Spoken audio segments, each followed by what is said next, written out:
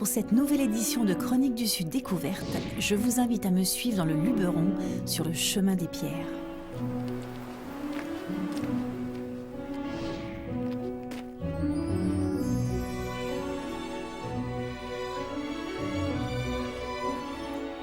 Pierre sèche, pierre de taille. La pierre, c'est cette ressource naturelle et inépuisable qui a permis à l'homme de se construire des abris depuis la nuit des temps. Des abris rudimentaires d'abord et de plus en plus élaborés, lorsque le caillou simplement ramassé a cédé la place à la pierre façonnée, qu'on appelle aussi pierre de taille.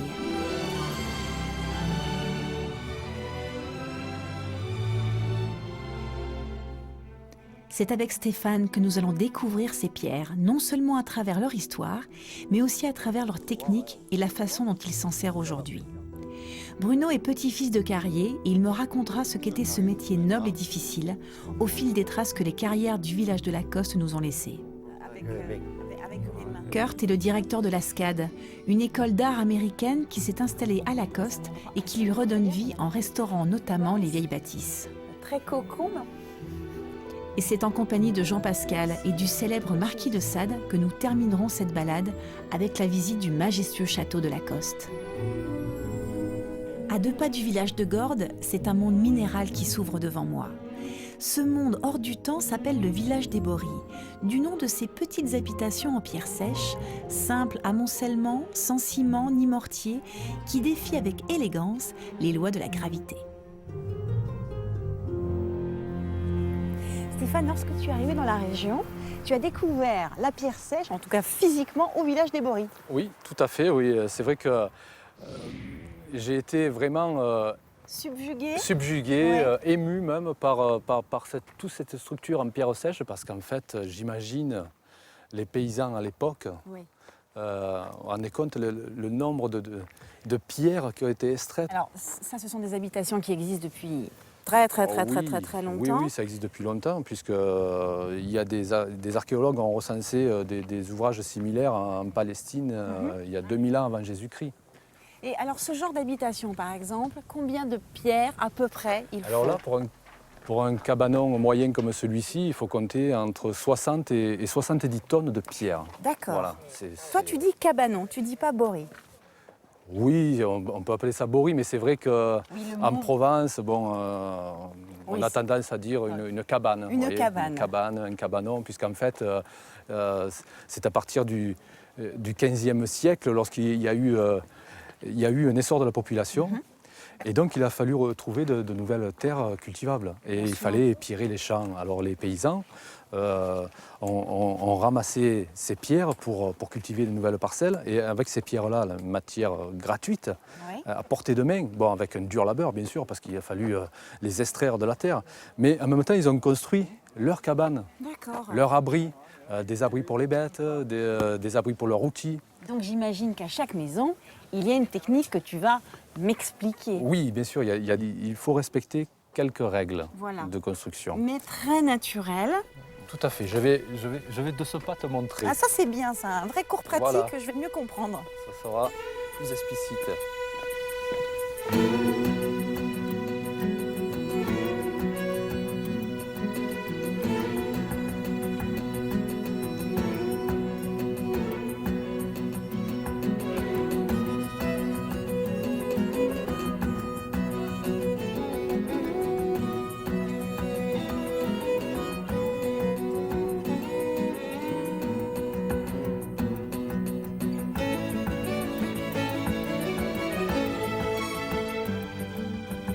Stéphane, là tu vas me montrer la technique de base pour réaliser un mur en pierre sèche.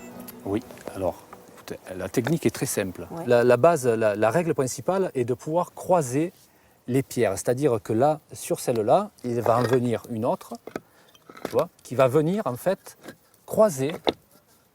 Mais qui se cale, voilà, c'est Voilà. quand même très harmonieux tout Voilà, ça. il faut pas en fait que la pierre le bouge. Parce que si la pierre bouge, à la longue, c'est tout le mur qui bougera. Donc après, on essaie de boucher le maximum les interstices aussi, parce que ce qui est très important en fait, c'est qu'on puisse arriver aussi à caler les autres pierres qui forment le mur. J'essaye, hein. On avance en fait sur la rangée inférieure. la rangée supérieure avance sur la rangée inférieure, guère plus que l'épaisseur de la pierre. Donc là, cette pierre-là, on peut la positionner dans ce sens-là, tu vois, en essayant... Je l'avais pas bien posé, Voilà, mais je t'ai pas retourné. Non, c'est Ben, normal, j'apprends, hein, c'est le métier qui rentre. parce que là, tu vois, elle est à sa place en fait, D'accord. elle ne bouge pas. Et on avance à peu près de 1,5 fois l'épaisseur de la pierre sur le rang précédent. Donc ce qui fait qu'au fur et à mesure, on va faire le dôme. Et ça va. Ouais, voilà. Et alors, comment tu équilibres ton travail entre cette technique-là très ancestrale et la pierre de taille dite plus noble? Ben moi, j'aime les deux parce qu'en fait, bon, ça, c'est vrai que c'est la technique la plus rustique, hein, À l'ancienne. à l'ancienne. Ensuite, il y a la pierre de taille, bon, qu'on a utilisée depuis de nombreuses années ou de nombreux siècles aussi, mais qui est plus noble. Vous voyez. D'accord. Là, on est vraiment dans un environnement, on est plus en contact avec la nature. Et c'est vrai que ça te nettoie la tête quand tu vas chercher les pierres? Ah oui, moi je dis, ça me met la tête en vacances en fait quand je fais des murs en pierre sèche, parce qu'il faut être en harmonie un peu avec la nature, il faut être serein et faire au corps ressentir la pierre. Donc en fait, ça nous permet d'oublier tout le reste. Et c'est vivant. Voilà, exactement.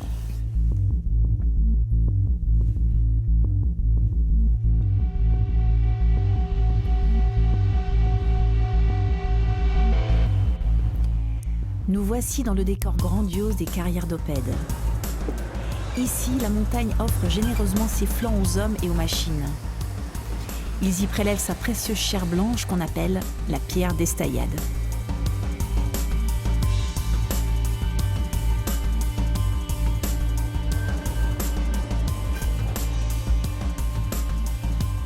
Alors Stéphane, c'est ici ton terrain de jeu. C'est là que tu viens prendre la pierre d'Estayade. Tout à fait, je voulais te faire revoir cet endroit, qui est un endroit magnifique. Ah ben c'est magique. Ben là où on extrait les pierres, donc des gros blocs, Ouais. qui après, petit à petit, se transforment, se taillent. Mais la pierre d'Estayade, c'est une pierre de calcaire particulière. Oui, alors pour donner un nom scientifique, c'est une pierre qui date de moins 20 millions d'années. D'accord. C'est la molasse burdigalienne. C'est moins joli que la pierre d'Estayade. Tu dis qu'elle est tendre. Oui, on appelle molasse en fait. Molasse, c'est un calcaire qui est tendre, hein, donc D'accord. c'est plus facile pour travailler. Toi, dans tes réalisations, tu utilises cette pierre sur quel type de travaux? Alors ça peut être des fontaines, Oui. l'aménagement de fontaines, ça peut être des encadrements de fenêtres. Cette matière-là, après moi je la transforme aussi, hein, parce Bien qu'elle sûr. arrive brute. Donc quand on fait, mettons, des encadrements, j'y rentre dedans, ce que j'appelle. C'est-à-dire que je la vieillis, j'accélère son vieillissement. Et en même temps, je les patine aussi, parce qu'ici, nous sommes entourés de couleurs, des ocres. Donc tu utilises voilà, un peu, je les patine, je les vieillis pour qu'ils s'intègrent parfaitement. Alors, j'ai cru comprendre que tu avais une idée en tête qui est en train de se développer de plus en plus, c'est de créer un centre de la maçonnerie Oui. ancienne, pas traditionnelle. Exactement. Il y a 2600 mètres carrés, en gros, où les gens pourront déambuler dans ce parc. Oui, ce qu'on fait ici, sauf que là, on est Exactement. Mais privilégié là, aujourd'hui. à petite échelle, ils pourront toucher les enduits, les différents enduits, à colorer avec les ocres. Ils pourront aussi découvrir des enduits à la terre, des enduits à la chaux. Ils pourront découvrir des encadrements en pierre. Mais surtout comprendre que c'est bio. Exactement, c'est de la maçonnerie La bio, nature. voilà, c'est la nature.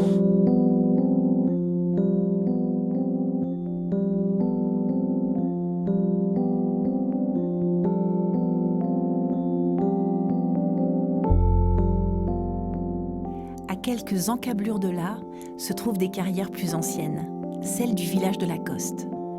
Pour découvrir la plus confidentielle et sans doute la plus émouvante, j'ai demandé à Bruno de m'y accompagner. Difficile de décrire ce qu'on ressent devant ces arches de pierre où tant d'hommes ont laissé leur empreinte. Alors tu vois Karine, là c'est le mur historique du passage de tous les carriers de Lacoste. Tu vois le... Tout là, tout ce que tu vois en haut là. Ouais. C'est eux qui se sont gravés, qui ont marqué leur temps où ils sont passés, Ouais. pour pas qu'on les oublie. Alors toi, t'as pas connu les carrières, t'es trop jeune pour ça, mais par contre, ton grand-père, Ouais. il était dans ces carrières. Mon grand-père était carrier, son père a été carrier. Donc c'était une histoire de famille. Et donc c'est vrai qu'à la maison, on en parlait souvent. Quand j'étais petit, quand on me racontait des histoires, on me disait ferme les yeux. Eh oui. Et le film se mettait devant moi. Alors je ferme les yeux et tu me racontes un petit peu l'histoire. Alors l'histoire On ici, imagine voilà. ton grand-père ici. Là, il faut imaginer ces bonhommes arrivés avec leurs grandes chemises blanches. D'ailleurs, Et c'est un hommage. Voilà, un peu. c'est un hommage, Ouais. parce que le carrier s'habille en blanc et d'un pantalon de velours, Ouais. la casquette, sa musette, et puis ils prenaient leur instrument de travail qui était soit la scie ou le marteau. Ils étaient par équipe de deux, il y avait les gens qui découvraient, ce qu'on appelait découvrir une carrière, c'était couper les arbres, tout ça, il fallait découvrir. Et puis après, ils perçaient, et puis après, avec une espèce de chaîne, ça coupait le bloc. Et après, ils tiraient avec les chevaux les blocs, et donc ils les sortaient. Et puis après, tu avais ceux qui coupaient les tranches. Et il coupait comment? Avec une scie. Ils avaient une longue, longue ouais. scie avec une poignée en bois, et ils se mettaient Et là- d'une manière comme ça, voilà, face à face. Et Vas-y, il tire. y avait un temps. Attends, Voilà. tire dans ce sens-là. Voilà. Comme ça. Tu vois? Et après, tu... Voilà, tu vois. C'était un métier qui était dur et à risque. Je veux dire, il y a des hommes qui se sont pris des blocs sur les pieds. Je veux dire, il y a eu des drames qui se sont sûrement passés dans ces lieux. Bruno, il y a un pitot écrit quelque part, parce que c'est le nom de ta famille. famille. Mais alors, il y avait marqué, ça a été répertorié par le foyer rural, Ouais. mais ils ont trouvé Lost 1901. Mais c'était mon arrière-grand-père. D'accord. Mon arrière-grand-père a son nom gravé à quelque part, mais malheureusement, avec le temps, Eh oui, ça certains fait un peu, graffitis s'effacent. Et d'ailleurs, c'est pour ça que moi, j'en parle assez souvent, quand je fais des visites guidées, ou Ouais. que j'en parle autour de moi, ou que j'essaye de montrer à ma génération, pour pas qu'on oublie ça. Parce que pour moi, voilà, ma crainte aujourd'hui, c'est qu'un jour, ça s'efface. Et qu'on en, tu préserves. et qu'on n'en parle plus. Donc je préserve à travers des histoires.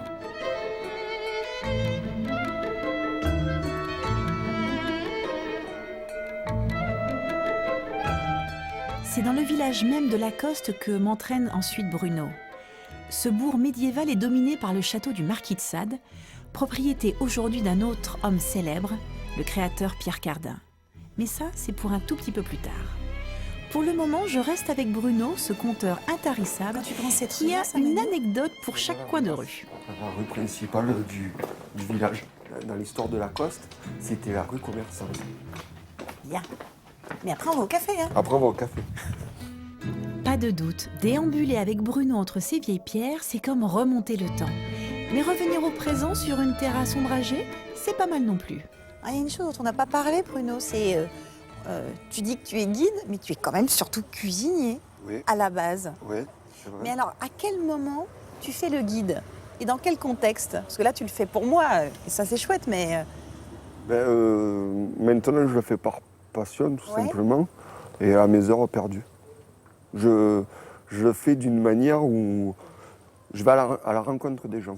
D'accord. Voilà, Donc, tu te promènes dans le village. voilà. Et puis, je rencontre des gens, et puis on parle, et puis de là, on part en excursion dans les rues de Lacoste. Mais finalement, tu vas vraiment écrire toute cette histoire? Oui, Vraiment? ouais, vraiment. J'ai commencé, c'est très dur. C'est très dur parce que j'ai jamais su faire ça. Je pense que c'est un métier. Oui, mais il faut l'écrire... Et je l'écris comme tu le racontes. voilà, comme je la raconte. Et puis voilà, il y a des fois j'écris, je laisse dans un coin. Il peut se passer du temps sans que j'y retouche. Et puis il y a des fois, voilà, j'ai une nouvelle histoire où j'ai un moment de nostalgie qui me replonge là-dedans. Puis voilà. Mais t'as tout dans la tête, de toute façon. On sent que J'ai- t'es complètement habité par Ah oui. cette histoire. Ah mais je suis totalement habité. Je suis tombé petit dedans. Écoute, c'est bien. Tu sais, moi, je vais aller retrouver Kurt. Alors, j'ai cru comprendre que de temps en temps, il pouvait avoir un léger accent. Oui, je l'ai entendu dire fan des chichounes Eh ben, à Kurt. à Kurt. Merci, Bruno.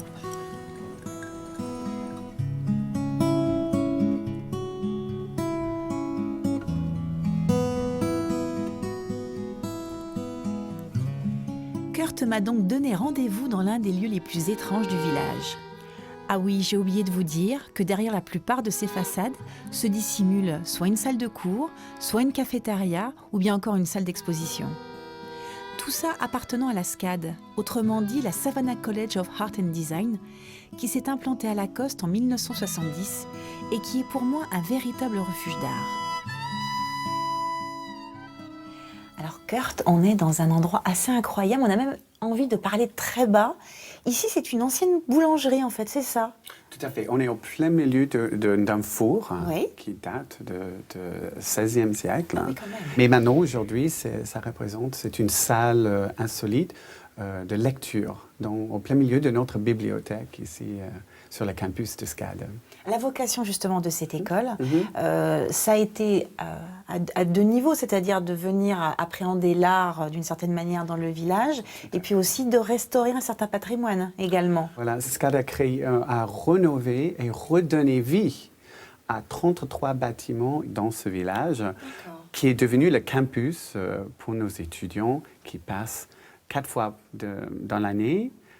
Où on reçoit vers 80 étudiants ici de travailler dans tous les métiers de l'art, de l'architecture, du dessin, etc. Peinture. Alors moi, je suis curieuse de savoir comment s'opère le mélange entre les étudiants américains, canadiens et les villageois. Ça se mélange bien?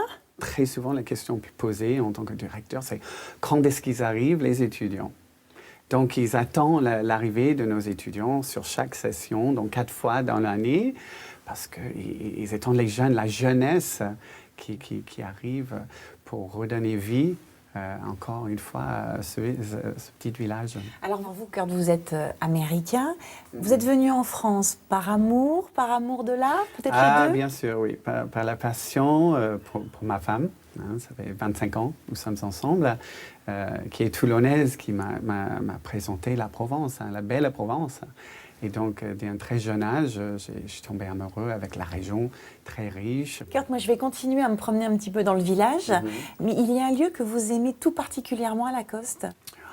Pour moi, ça peut être le terrasse Freeman, qui est assez central, mais assez haut dans le village, où on voit de Lacoste vers Beaulieu, le Luberon. Et c'est une merveille.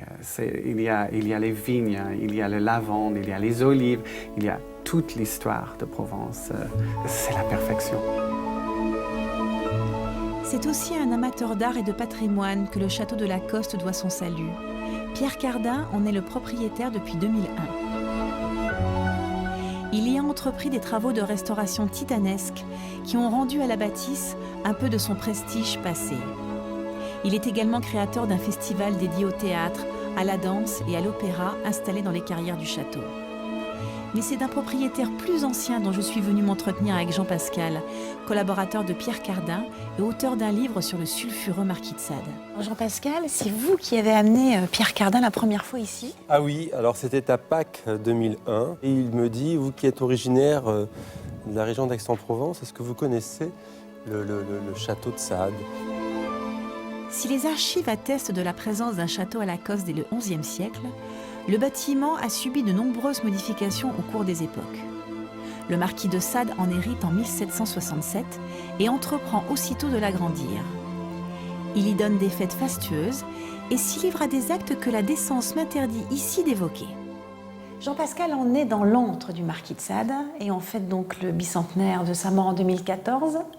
Le livre, qu'est-ce qui vous a donné envie? Parce qu'effectivement, il y a eu d'autres personnes qui ont écrit des livres, mais vous, c'est le château, c'est la région, c'est... Alors moi, je suis historien de formation. Moi, ce qui m'a intéressé, c'est de partir à la découverte, Bien sûr, à la fois du personnage, et puis ce que j'ai aimé chez Sade avant tout, c'est que c'était un homme libre et qui a payé au prix fort sa liberté, puisqu'il a quand même passé 28 ans de sa vie en prison. Oui, c'est ce qu'on sait moins. Entre son emprisonnement à la Bastille, à Vincennes et à Charenton. Et voilà. La partie plus obscure, on s'en accommode? Oui, on s'en accommode. Oui, on a tous une partie d'ombre. Une partie d'ombre. Voilà. Et donc, ici, en tous les cas, il aimait venir ici se ressourcer, s'encanailler aussi avec ses maîtresses. Et il a aimé ce château parce que je pense que la situation même du château, qui est construit comme un vieux fortin sur un pic rocheux, Sade aimait dominer aussi, donc c'était un endroit qui lui convenait parfaitement bien. Et il a beaucoup, ça on le sait peu, il a beaucoup donné de son temps et de son argent pour ce château. Le château comptait 47 pièces, c'était quand même assez énorme. Et il y avait énormément de choses, il y avait des cabinets de curiosités, il y avait une bibliothèque, il y avait même une chapelle ici. Et ce château ensuite, lorsqu'il a été emprisonné, à contre-cœur, il a été obligé de le vendre au marquis de Rovère. Et puis ensuite, le château à la Révolution a été pillé. Oui. Enfin, voilà. Donc reste l'atmosphère. Reste cette atmosphère et puis ces murs peut-être Voilà, qui peuvent parler. Moi, ils ne m'ont pas encore parlé, mais bon, je suis peut-être assez attentif, mais peut-être un jour ils me parleront. Un petit peu plus longtemps peut-être. Oui, mais j'ai même dormi ici, donc j'ai jamais été sous l'emprise du marquis.